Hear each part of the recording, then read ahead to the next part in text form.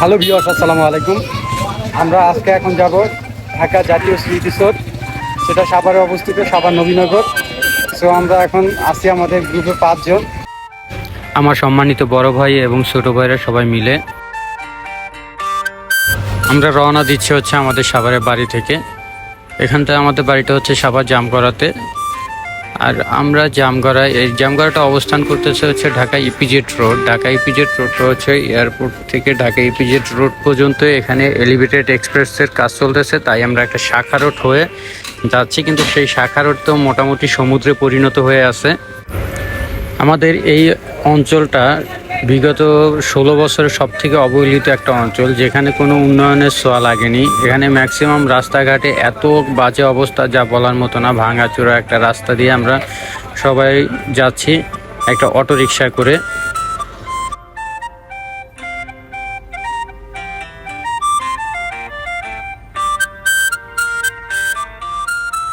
অবশেষে আমরা কাছাকাছি চলে আসছি।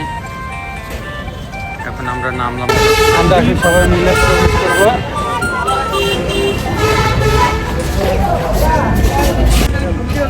এই যে সবাই, আমরা এখন কোথায় আছি?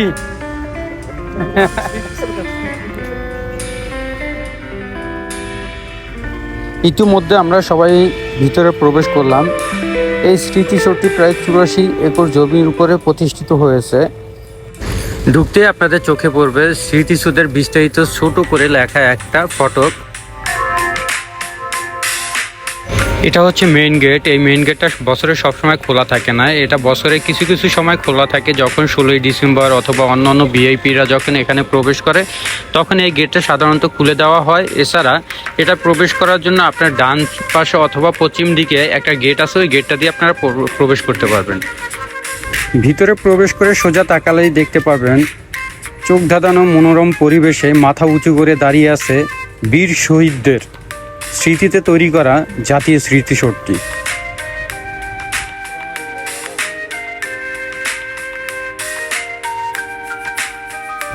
এই মনোরম পরিবেশটা উপভোগ করতেছে আমার ভাই ব্রাদাররা সবাই বসে। তাদের কাছে জিজ্ঞেস করে দেখি পরিবেশটা কেমন লাগতেছে। মাই স্মৃতিসৌধে এসে তোমার কেমন লাগতেছে বলো?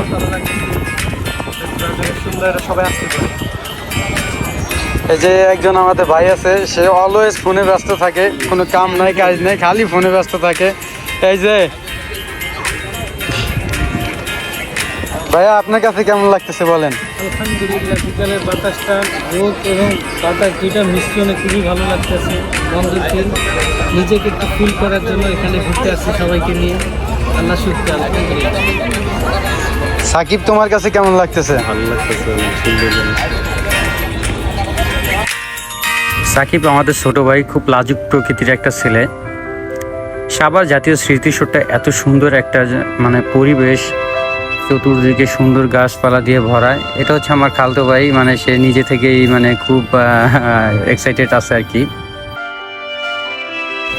1971 সালে বাংলাদেশের স্বাধীনতা মুক্তিযুদ্ধের সময় মুক্তিযুদ্ধ বাঙালি অবাঙালি নিহতের স্মৃতি ধারণ করে রাখার জন্য নির্মাণ করা হয় জাতীয় স্মৃতিসৌধ। এর নির্মাণ কাজ শুরু করা হয় 1978 সালে এবং নির্মাণ কাজ শেষ করা হয় 1982 সালে। জাতীয় স্মৃতিসৌধের লম্বা বা উচ্চতা হচ্ছে 150 ফুট অথবা 46 মিটার লম্বা। এখানে বিভিন্ন পর্যটকদের ছবি তোলার জন্য প্রফেশনাল ফটোগ্রাফার পাওয়া যায়, কিন্তু আপনারা সকলে সাবধান থাকবেন। এ ধরনের ফটোগ্রাফাররা কিন্তু অনেক সময় ছবির প্রলোভন দেখিয়ে আপনার পকেটের টাকা পুরোটাই খালি করে চলে যাবে। সব থেকে ভালো হয় আপনার পরিবার বা আপনার নিজের ছবি এদেরকে দিয়ে না তুলনাটাই, কারণ আপনার ডকুমেন্টসগুলো তাদের কাছে থেকে যাবে। প্লাস হচ্ছে তারা একটা ছবি আপনাকে যেই রেট বলে নিবে, সেই রেটের থেকে কয়েক গুণ বেশি বাড়ায় নিবে, অথবা একই জায়গায় অনেকগুলো ছবি তুলে বিভিন্ন ধরনের প্রতারণার শিকার হতে পারেন। তাই আপনারা এখানে ছবি না তোলাটাই সব থেকে উত্তম। সামনেই অনেকগুলো লোকজন খেলাধুলা করছে ফুটবল নিয়ে, সেখানে চলে গেছে আমার দুই ছোট ভাই সাকিব এবং মাহিম, দুজনে ফুটবল খেলা শুরু করে দিয়েছে তাদের সাথে। কিন্তু এটার সামনেই আছে সুন্দর একটা মনোরম পরিবেশ, সবুজে ঘেরা চারপাশ, দেখলেই যেন চোখটা জুড়িয়ে আসে। মুক্ত অক্সিজেন, এত সুন্দর মুক্ত বাতাস, আর অক্সিজেনটা আসলে পিওর একটা অক্সিজেন এখানে। আর এখানে কিন্তু দুইটা হেলিপ্যাড আছে। এই হেলিপ্যাডগুলোতে আসলে মানে যখন বিশ্বের বিভিন্ন জায়গা থেকে ভিআইপিরা আসে অথবা বাংলাদেশের ভিআইপিরা এখানে প্রবেশ করে, তখন এই হেলিপ্যাডগুলোতে তারা হেলিকপ্টারে এখানে চলে আসে আর কি। এই জন্য দুইটা খুবই অত্যাধুনিক হেলিপ্যাড আছে এখানে।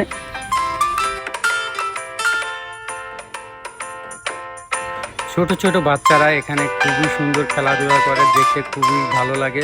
আর পরিবেশটার কথা আর কি বলবো, আসলে আজকের ওয়েদারটাও খুব সুন্দর। ফুল ফ্যামিলি নিয়ে ছোট ছোট বাচ্চারা এখানে চলে আসে, মানে আসলে এই পরিবেশটা দেখলেই ভালো লাগে। আর এত সুন্দর একটা পরিবেশ, ঢাকার খুবই নিকটে, ঢাকার মধ্যে, ঢাকা 19 আসনে এটা সাভার স্মৃতিসৌধ অবস্থান করছে। জাতীয় স্মৃতিসৌধের পূর্ব দক্ষিণ কর্নার থেকে স্মৃতিসৌধটা দেখতে ঠিক এরকমটা লাগতেছে। 7টা পার্ট দেখেন আপনারা, 7টা পার্ট আলাদা আলাদা, দেখতে খুবই সুন্দর লাগে। আসলে একবারে সব থেকে বড় পার্ট যেটা, সেটা খুবই মনে হচ্ছে কোনো একটা কাটা এরকম, মানে খুবই ধারালো। আর সূর্যটাও আমাদের সাথেই আছে আর কি। আমরা এখন চলে আসলাম স্মৃতিসৌধের একবারে সামনের দিকটায়। বাংলাদেশের জাতীয় পতাকাটা খুবই সুন্দরভাবে বাতাসে উঠতেছে, দেখতে ভালোই লাগতেছে। আকাশটাও আমাদের আজকে ফেভারে আছে, কারণ আকাশের পরিবেশটা এত সুন্দর, আকাশের রংটাও খুব সুন্দর। আকাশের রং, স্মৃতিসৌধ, জাতীয় পতাকা মিলিয়ে মনে হয় যে অসাধারণ একটা দৃশ্য।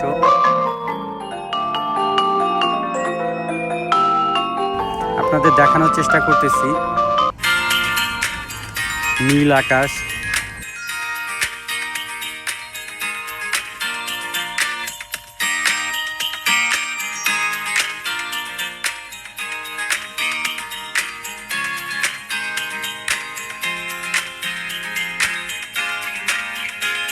স্মৃতিসৌধের সামনেই কংক্রিটে তৈরি একটা পুষ্করিণীর মতো আছে, যেখানে অনেক সময় শাপলা ভাসে, কিন্তু এখন আমরা দুঃখজনক বিষয় শাপলা দেখতে পাচ্ছি না।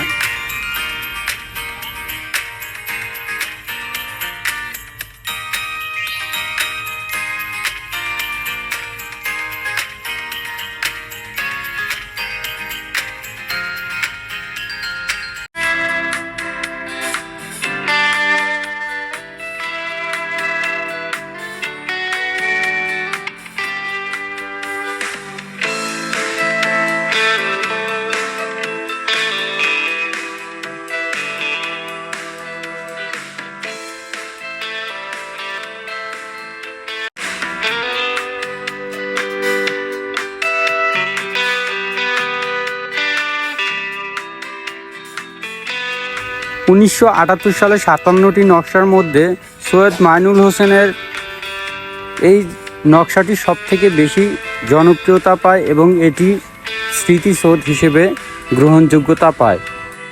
এবং এই নকশা অনুযায়ী 1979 সালে এর কাজ শুরু করা হয়। স্মৃতিসৌধের প্রাঙ্গণের মোট আয়তন হচ্ছে 84 একর।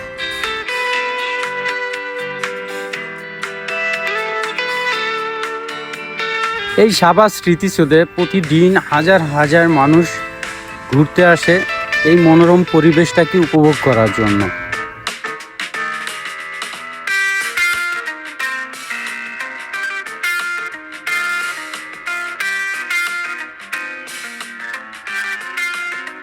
এছাড়াও এই সাভার স্মৃতিসৌধে আছে অজ্ঞাতনামা অনেক শহীদদের কবর, যা এই স্মৃতিসৌধের মধ্যেই অবস্থানরত।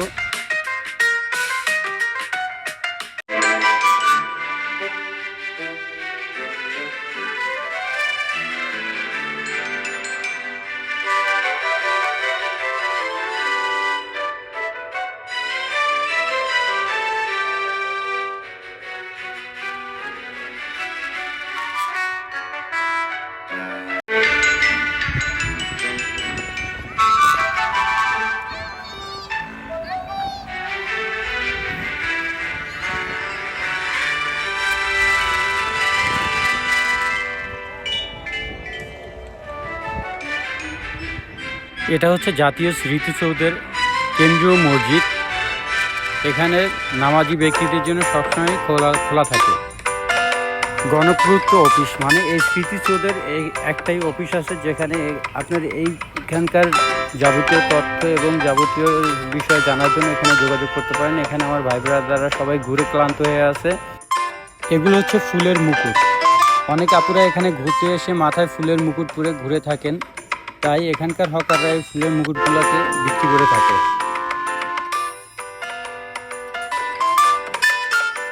আমাদের ভ্রমণ এখানেই শেষ। Tata, bye bye.